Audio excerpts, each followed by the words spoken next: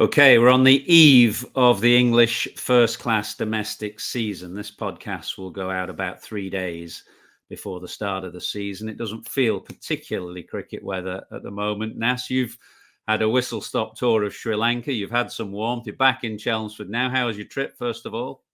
It was excellent. I mean, the best thing about this job we do now, for me anyway, is that you go back to places and continuously, where when I played, I was incredibly stressed. So I never left the hotel room or a cricket ground. But as with cricket in Mumbai or going back to Pakistan last winter, you end up going out and about when you're filming these documentaries. And I think we're going to call it Cricket in Colombo on the back of Cricket in Mumbai that we did. And just getting out and seeing the cricket grounds, and it was incredible, to meet up with Mahela, to see Marvin Atapatu again. Siddharth Wetamooni was at the dinner. I was at dinner with Aravinda at his house. He invited us round. And the thing I found incredible, Af, was schools cricket out there. I knew it was big. I didn't realize the size of schools cricket in Sri Lanka and in Colombo. I mean, they had what they call a big match game between two sides. One was Aravinda's old school side, 2-day game. And there were more Sri Lankans there than I reckon for a test match. And the talent is still in that country. Some young lad, 18-year-old, got a double 100. It was an excellent, excellent trip. What have you been up to? Not much, if truth be told. Catching up with family, one or two friends. Just going back to Sri Lanka, I remember the interest in schools cricket because, of course, we went there as under-19 cricketers way back in 1987. And if you remember that game at what was then called the Katarama Stadium, we had about 20,000 people watching. The ground was completely full, which I'd never seen anything like it before or played in front of a crowd like that. Do you remember that game? Vaguely. I do. Yeah, it was a long, long time ago. I think it was either that tour or an A tour. I don't know which one it was. I got bounced out in Kandy. If you remember, I used to wear that white helmet, and it didn't have a chin strap or anything. And some young Sri Lankan bumped me. I ducked, the perfect duck, and my helmet fell on the stumps, bounced out in Kandy. So good and bad memories. We went up in the dressing room at SSC. Mahela gave us a little tour around the dressing rooms. And my last memory of the dressing room, away dressing room, was you and Duncan Fletcher having a row about me going out to bat on one leg. You were saying, he's not very good on two legs, Fletch. Why are we sending him out there on one leg? So, it's just obviously great memories for us, that trip winning in Sri Lanka. So a good trip, Michael. Different feel to it now. A very early April. The season starts on Friday. So this podcast is going to be looking forward to the start of the English county season. We'll be joined by Tim Bostock, who's the chief executive of Durham, who are back in the top flight for the first time since they were forcibly relegated in the end of 2016. But it's a timely podcast for all kinds of reasons, not least because Ben Stokes has announced this morning that he doesn't want to be considered for the T20 World Cup, which is in the Caribbean and the States in June, which I don't think is a massive surprise. I think he would have certainly been picked. But it's not a huge surprise given that he'd already delayed that operation and recovery from his knee injury by trying to come back, or did come back for the 50-over World Cup to help England defend that.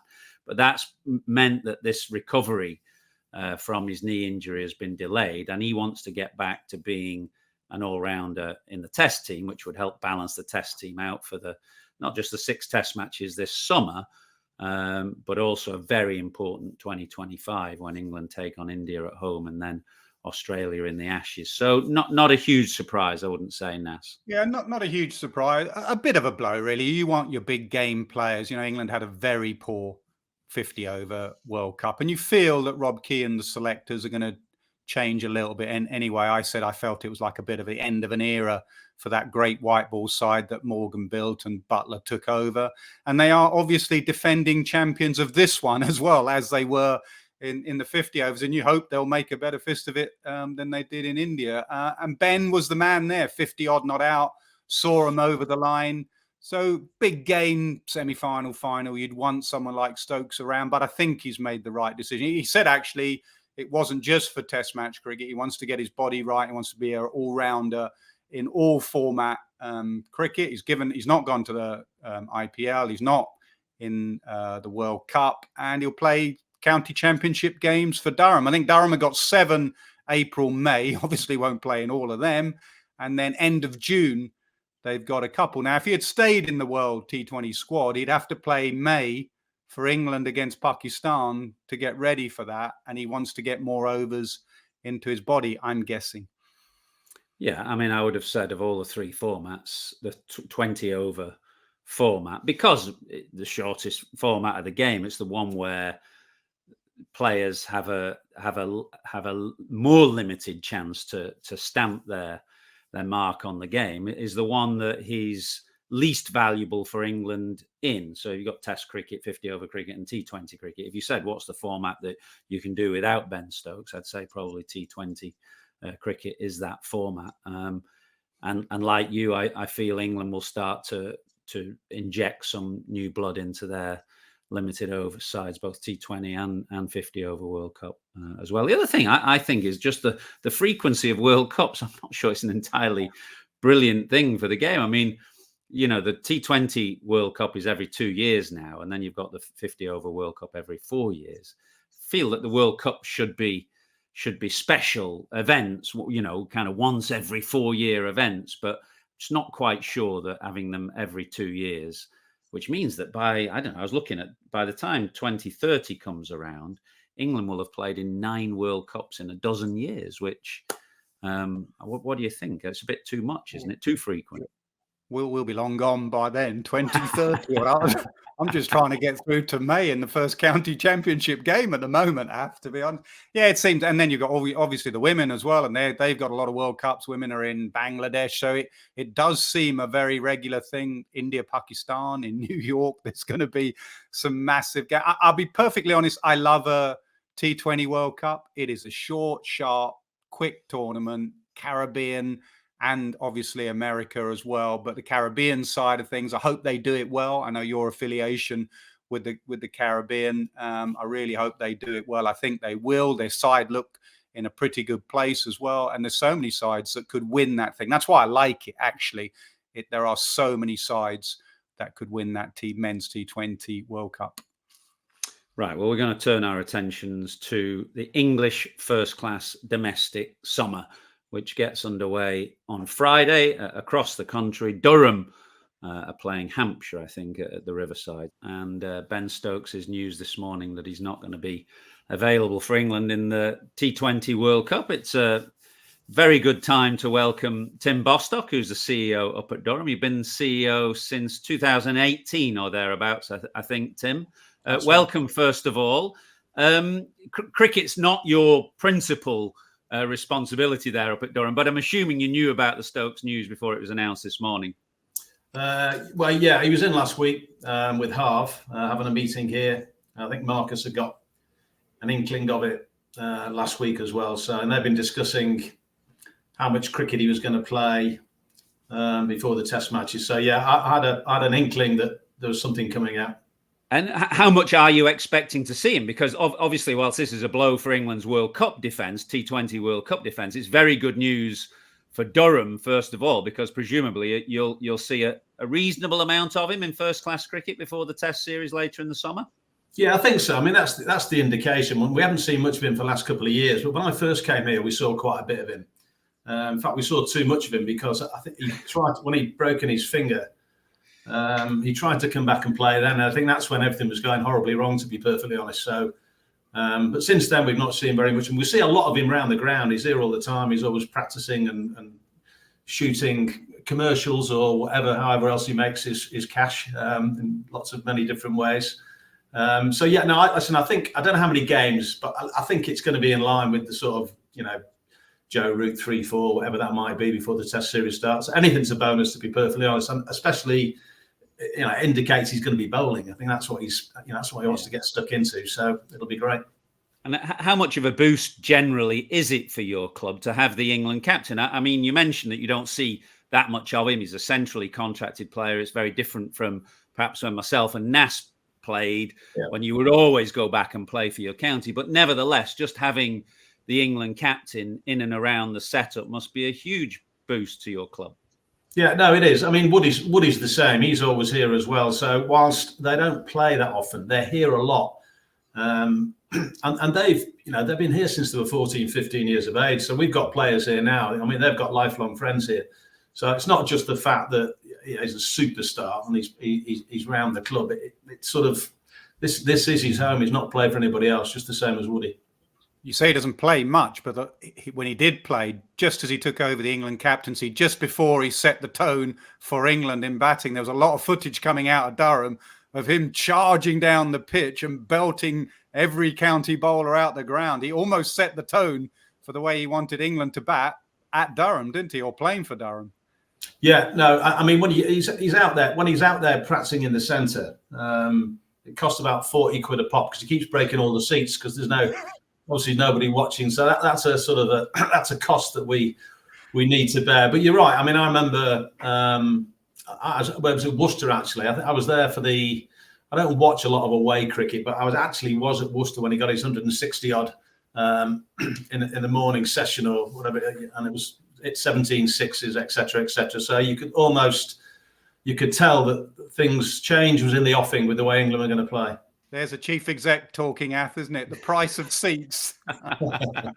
Well, we'll get on to a fair bit of that because, of course, it's been a central part of the story at Durham in the last few years, following, the bailout and the enforced relegation in 2016. But just as you look forward to this season, you're back in the top flight. It's been a long old haul to get there. And many people are saying, Surrey are obviously favourites, going for a third consecutive championship. But outside of Surrey, next to Surrey, most people have got Durham, I think, as second favourites. I think it's only been done twice that a team have come up from the second division and won the championship the following year. But you look pretty well placed to have a serious tilt at it.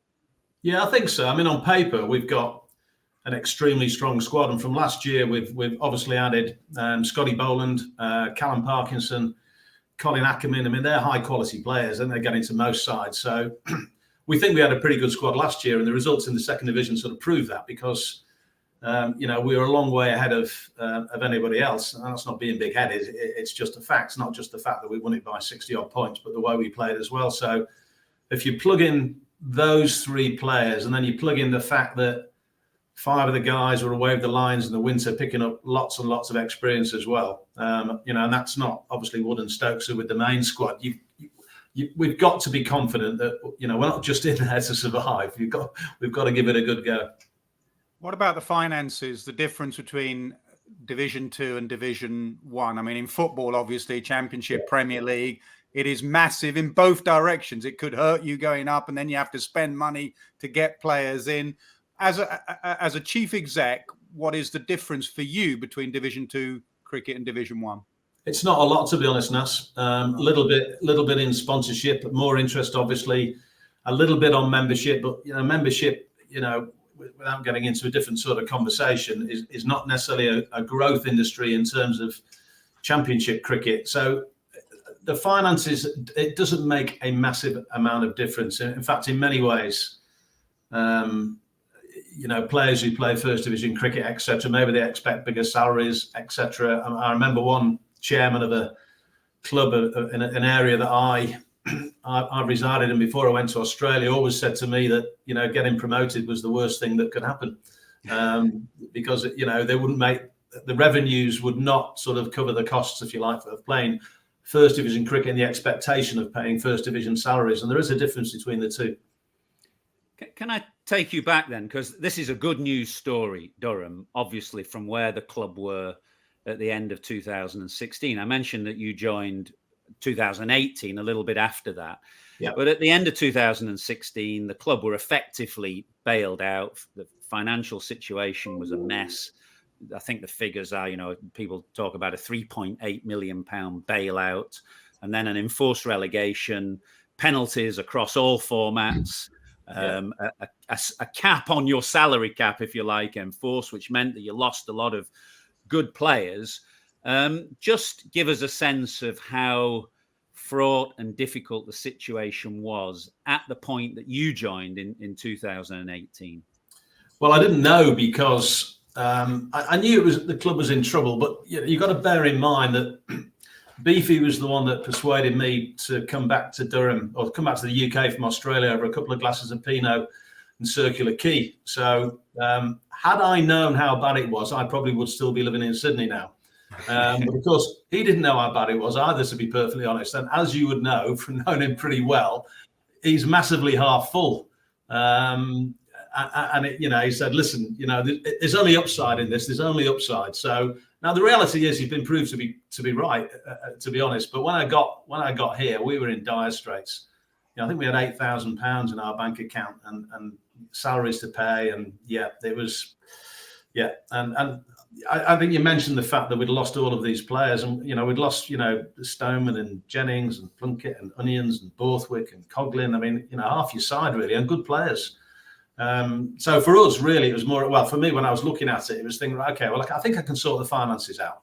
I was pretty confident I'd be able to do that, given stuff that I've done before. But rebuilding a cricket team to compete again, it was obviously going to take a lot longer, and that was the bit for me. And I knew I had to do both at the same time. I didn't just want to sort the finances out and say, hey, we're now profitable, but we're still in the bottom half of the second division. I wanted to do both in parallel, and that's what I set out to do. And to do that, I needed to make sure I got somebody in that would help me and look after the cricket. And with Marcus North, he was my first appointment, and it's my most important appointment, to be perfectly honest. Could we talk about the finances first of all then? Because I was looking at your most recent published accounts, which show a pre-tax profit of about 340 grand, which is down from the previous year, but still pretty good. Turnover just over 7 million, I think now.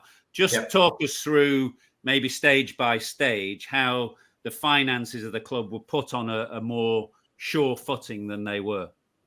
Well, we had a lot of expensive debt. I mean, that was the first thing. So our priority was to get rid of the expensive debt and replace it with cheaper debt, which is what we did. Which obviously means then that your costs are going down. So that was the first thing. Secondly, we had to cut our cloth in terms of costs, controlling our costs within the organisation. We've got a very, very small team here, very small hierarchy, if you like, a very flat structure without talking too much banking, if you like. The salary cap in itself was there for a reason, which meant that we couldn't overextend ourselves. We were in a very tricky commercial arrangement on our events business, whereby we were making very small amount of money because the company we were joint venturing with took most of the profit in return for, well, putting floodlights up, for argument's sake, which we couldn't afford. Now, there's a couple of things that happen, and there's some strokes of luck in this, without any shadow of a doubt. COVID, whilst terrible for the country, definitely helped us because it enables us to get out of that commercial deal, which meant that we now run Durham events and we take most of the profits and we find our own suppliers and all the rest of it, which is great. In the furlough scheme and the business rates, all of those subsidies that we got, we used a lot of that money and a furlough loan from one of the main banks, which at the time, if you remember, was virtually at a 1 or 2% interest. Our FD was very smart, very quick out the blocks there, got as much as we could and replaced all that expensive debt. We paid like 9-10% on legacy debt that literally, because they were lender of last resort, because nobody would lend us any cash. So all that sort of stuff makes a massive difference, £200,000-300,000 a year off your bottom line, which then translates into the profit that you're talking about. It's not massive profit, but nevertheless, that's the sort of stuff that managed to stabilise the whole business. Then on top of that, we started to receive the £1.3 million from the 100. And I think nearly every single county exec would be lying if they said that they wouldn't be in strife without that money, which feeds onto a different sort of conversation. So there are a number of different things there that dropped in our favour. Obviously, we made some of the right business decisions around that as well, but nevertheless, there were some things that out of adversity sort of came, what I would say, a little bit more prosperity. So finances stabilised. Yeah. Move on to the cricket then, and this a real desire to bring back some of the players that had left, like Scott Borthwick, Ben Rain, and just this feeling that, I mean, I always feel about Durham, and the same with some other clubs in the southwest. Somerset is another one, And Lancashire, my old club, when I played for Lancashire, we were looking at 10, 11 homegrown players all the time. Yeah. This very clear sense of a Northeast identity, a Durham identity, and a desire to retain that strongly. Yeah, massively. I mean, it's crucial to get a sort of Northeast spine in the side. So a couple of things, really. One, we wanted to retain the players that we had that hadn't left. And Carson, Potts are two really good examples because they were clearly in demand, particularly Carson at the time. Potts obviously now as well. So it was important that we retained the good players that we had, and then trying to attract the likes of Borthwick, Coughlin, Rain back in again. That was a key part of it. And this is down to Marcus as well in terms of attracting the right sort of characters to persuade them that we could improve them as players here at Durham, and this was the right place for them to come. Alex Lees is a really, really good example. He was going nowhere at Yorkshire, and I hope if he ever listens to this, he won't mind me saying that, but he wasn't. He was languishing in the second team. I think he'd had a fallout with, I think he was Gale. I'm not sure exactly. But we persuaded him to come here, and that was crucial. And David Beddingham, who we picked up out of club cricket on a tip-off from a contact of Marx's in South Africa. You suddenly then you can see how the nucleus of the side is starting to build. Ath, we've both got soft spots for Durham. I mean, I was there at uni and I saw what sport and cricket and football meant to that community. They started at the racecourse ground where I played and then obviously moved on to Chestler Street. You've always had a soft spot for Durham. Is it because of the affiliation with the community, the fact that players there either have gone and want to come back? I know they've got a couple of Aussies in charge in Ryan Campbell and Marcus North, but what do you like about the setup up there? A few things. I always feel that when we go there, we're given an incredibly warm welcome. I mean, that's the North in a nutshell. I know you're a Southerner, Nas, but when you go to the North, people tend to talk to each other and say hello and how are you and welcome. So that's one thing. I do feel that the raison d'etre of county. I mean, county clubs have a complex. Their priorities are complex. As Tim mentioned, they've got to survive and prosper financially, but they've got to play attractive cricket for the people that come through the gate. They've got to try and win silverware. They've got to try and produce players for England. But I think above all, if county clubs and big county clubs, and you'd put Durham in the handful of really big clubs, if they are not producing their own players, or the vast majority of their players are not coming from within their own region or their own boundaries, I kind of think, well, what's the point?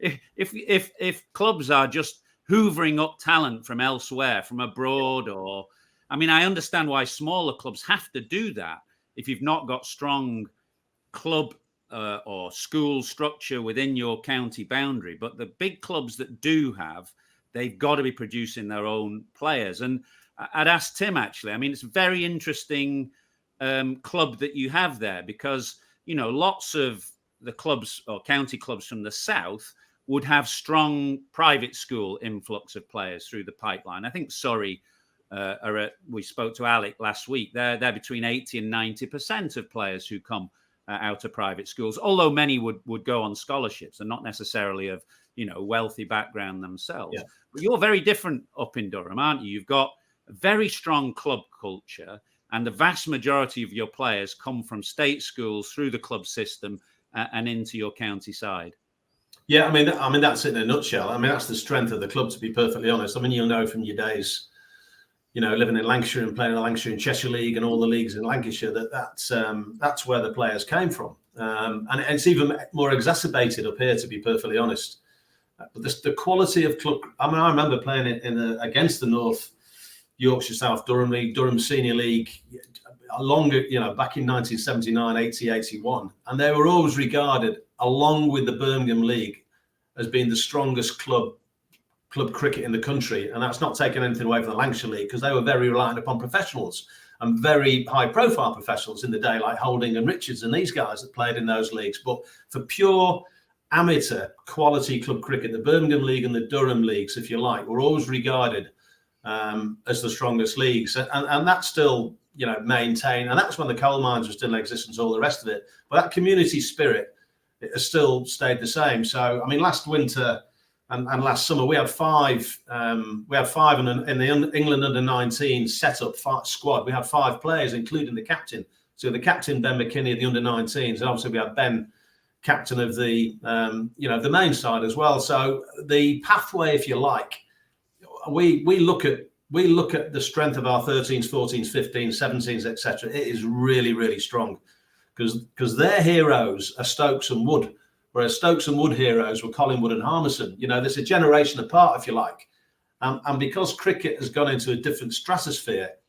With the advent of white ball cricket and the 100 and 2020, all the rest of the stuff, I'm excited about how kids feel about cricket, and I can see it up here. I've never seen so many kids playing, and that's boys and girls, which is brilliant.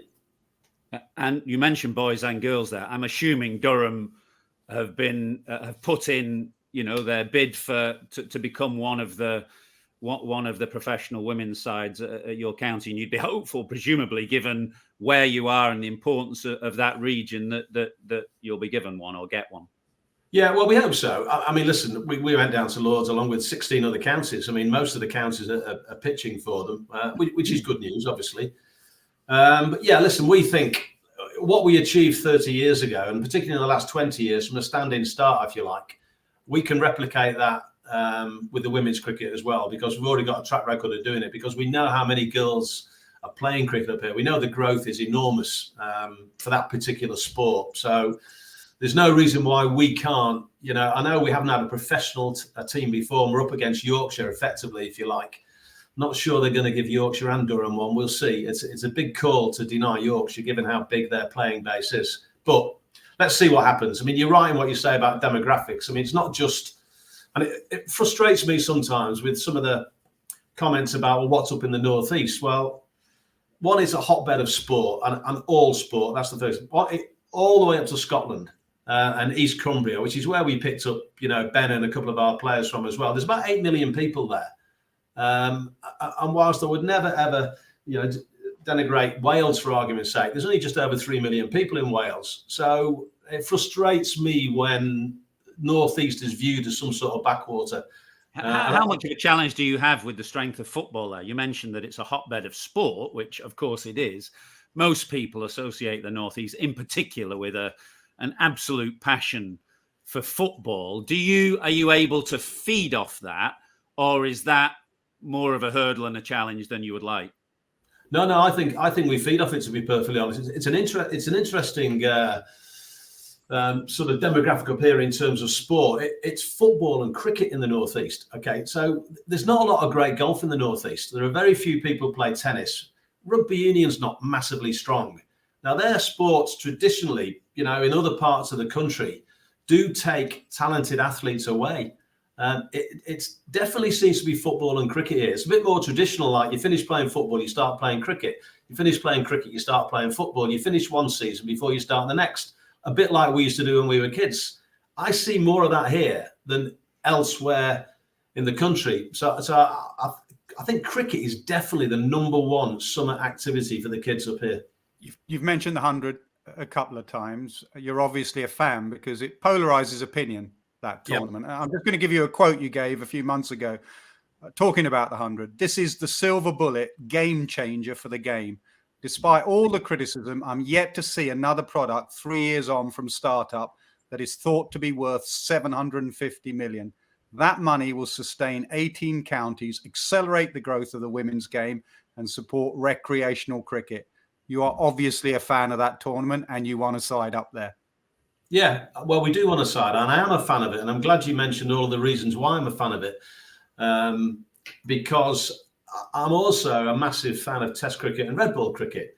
And they're both under a certain amount of threat. Test cricket is not under threat in this country, but it is globally around the world. It's England, Australia, India. And some of the other countries are struggling. So, and our media rights, a lot of it is international and Test cricket. We're very fortunate here. But county cricket, for argument's sake, it costs most counties money.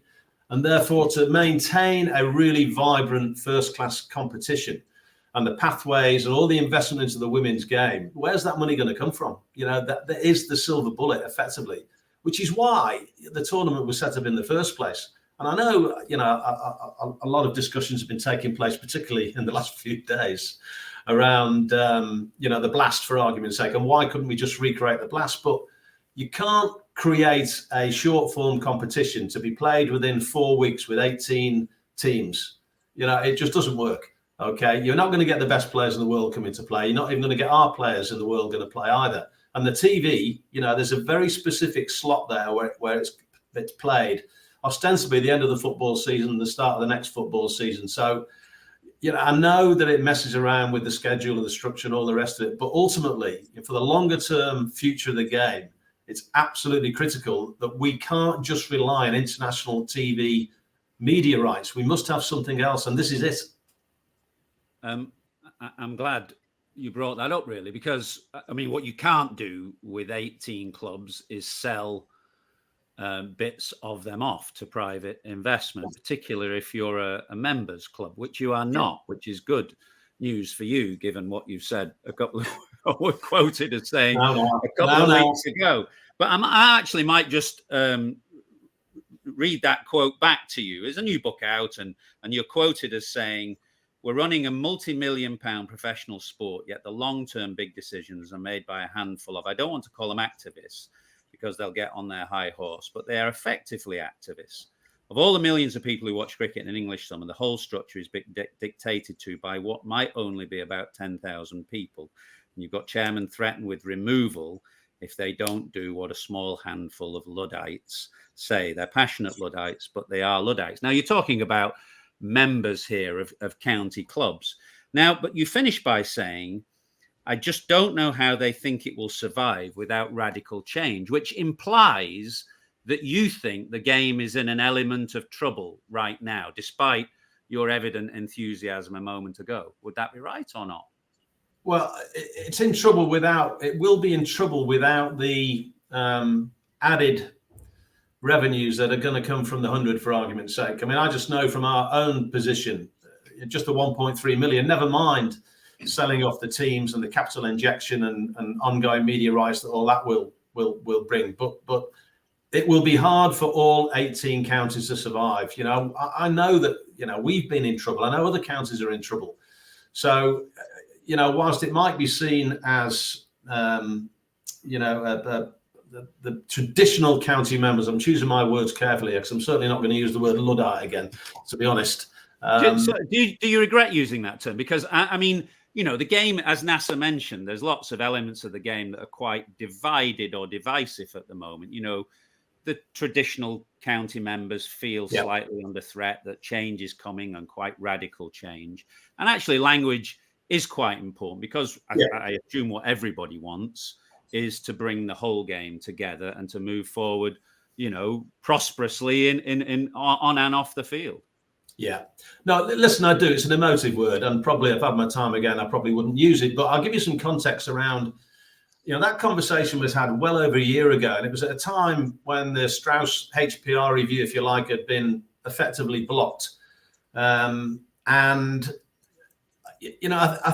think out of the county members, okay, you've got some that are resistant to any change whatsoever. You've got others that absolutely understand that change is necessary, adapt or die type scenario. And you've got others that probably want more radical change. And I'm probably somewhere in the middle, to be perfectly honest. But there's no doubt, that the vitriol that's been leveled at the 100 and the vitriol that's been leveled at the architects of the 100, I think is probably not particularly palatable anyway. So, yes, I regret using that word Luddite. I didn't actually realise it was going to appear in a book, and I definitely didn't realise it was going to appear in the Telegraph last week. But anyway, it is what it is. Do you not think there is a way of taking everyone on this journey? You mentioned there, Ath mentioned language is important. It does remind me of when the 100 first started. It was almost like telling your core audience and the people that had been there for English cricket for a number of years that this is not for you. Now, that is not an ideal way to start a new tournament, to say this is not for you, this is for someone else. It sort of alienates people. Do you not think you can take everyone on this journey, or is there eventually a sort of moment where it clashes, with the Strauss review, in both directions, by the way? If you go and speak to some county members, they hate the Strauss review. Andrew Strauss is a phenomenally bright bloke who would do anything to make English cricket better. The same, He had bright people in there like Dan Ashworth from your part of the world working up the road, Sir Dave Brailsford, these people, high performance people. And that's like, no, that's a load of nonsense. It just sort of infuriates me that everyone can't go on this journey together. Or does it get to a point, literally, and I'm going to use a saying here, the turkey's voting for Christmas, that in the end, it has to clash because you're asking them to have less county cricket. And that's where the clash is. Money against the amount of domestic red ball cricket. Well, it's survival, not just money, Nas. Money means survival for those 18 counties, quite simply. And this is the point I was trying to make, that whilst it's seen as the root of all evil, the 100, it actually is going to be the saviour, to be perfectly honest. Now, I do agree that I'm not sure whether you clearly, I spent most of my business life having to negotiate and influence and persuade and cajole. You don't survive unless you've got those sort of skill sets. But it just seems to me that I get a sense of frustration, which is why, I had that conversation well over a year ago. So that's one thing. And I think we've got to understand that competition is external, okay? It's not internal. And this fighting amongst ourselves isn't really going to help. The competition, if you like, there's two bits of competition. One, other sports encroaching into the summer and into the, into what young people want to do and all the other stuff that goes around technology and all the rest. And the other one is the global franchise white ball world as well, which is encroaching. And it frustrates me that when I look at, we could create the most exciting red ball, high quality red ball competition in the world. So India own the IPL. The IPL owns the white ball world. Fact. There's no reason whatsoever, with a little bit of lateral thinking, that the English County Championship, with its tribalism, its rivalries going back decades, could own the red ball world and be right at the forefront of saving first-class cricket / test cricket for not just the UK, England. We've got a massive responsibility for everywhere else as well. And I think that's why, Strauss was so frustrated, and I was so frustrated as well, because we could see it's nearly there. And you end up arguing about, do we play 14 games? Do we play 12 games with playoffs? Let's have some lateral thinking about it. There's almost this obsession about the fact that you can't play less than 14 games without any real thought about, well, this possibly is a structure that would, one, mean we'd play cricket in the better part of the summer, okay, unlike what's outside at the moment and going into October and all the rest of the stuff. And two, you get your better players playing as well. And three, be more exciting, be more jeopardy. It'll be a lot more closer to Test cricket. The gap between First Division cricket and Test cricket, I can see how we could close that if we would just had a more open mind about what that sort of structure might look like.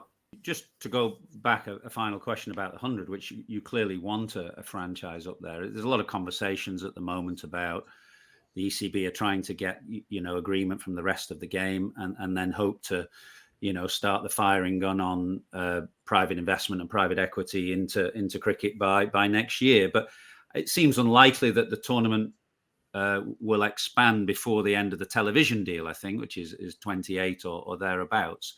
Is that what you see? And B, would there be a frustration then if you're not able to get a team within the next 3 or 4 years?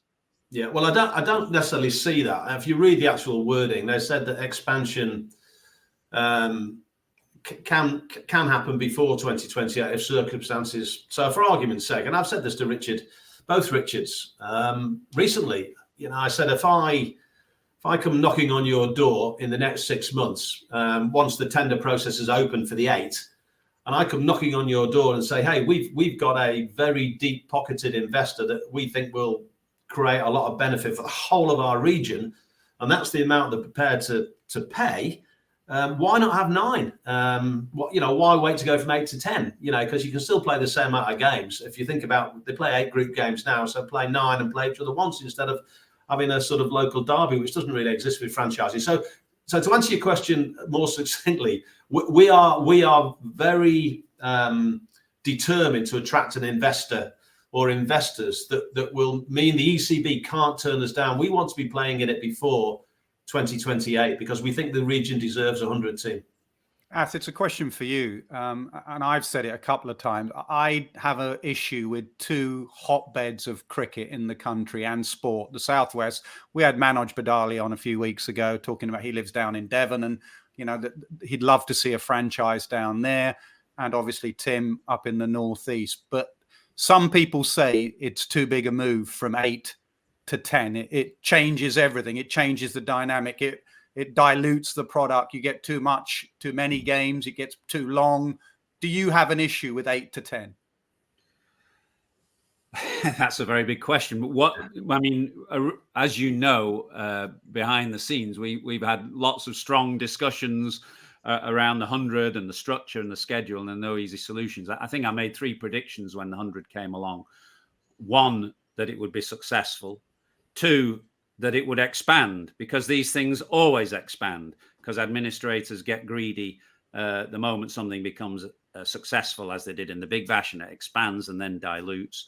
And 3rd, that I suspected in the end it would become a T20 tournament. I mean, it's too early to say on any of those predictions, but we'll see what happens. So I thought expansion was absolutely inevitable. And in those 2 regions that you mentioned, because of the strength of cricket, and the dynamics of those regions in the Southwest and the Northeast. But the problem is, of course, then with expansion, you're putting pressure on all other aspects of the game. And in the end, whether the game can accept 4 tournaments in a short 3-month, summer remains to be seen. So it's not a straightforward question to answer, but I suspect expansion is inevitable, particularly in those 2 regions. Tim, first class season starts on Friday. What is it like outside, by the way? You're hosting Hampshire on Friday. Yeah. How are the conditions? Well, the water table's very high, as you probably know from where you are. No matter wherever you are in the UK, it's very high. Funny enough, at 10:30 this morning, before I came on the call, I said to Marcus, can you imagine playing cricket in half an hour? And that's what, it's just freezing cold. The dew's all over the ground. It's, we've got heaters on all over the place. And this is the coldest place in the world this time of year, any time of the year, to be honest. But this goes back, though, Nas and Ath, it goes back to the fact that we should not be playing first-class cricket at this time of the year. And we shouldn't be playing first-class cricket in the last sort of 7 days in September either. So, and that then goes back to the, obviously, discussion that we've been having previously. This is not high performance. This is not producing 85-mile-an-hour bowlers, spin bowlers, and all the rest of this. We've got to find a solution for this. And briefly, because we're almost out of time, what are your hopes for the summer? We mentioned, the fact that you've got a strong first-class red ball team, and you're hoping to challenge there. What about in the other tournaments, the white ball tournaments? And you mentioned some of your very younger players who were part of the Young Lions setup. Just give us a couple of names to look out for. I know you're really excited about the young man that captained the Young Lions last winter. Yeah, McKinney, very excited about him. The challenge with him is how's he going to get in the side, but park that one for a minute. We've got young Hayden Mustard, who's the Colonel's son, by the way, who's got many of his father's traits. That's all I can say. I mean, he never shuts up behind the stumps.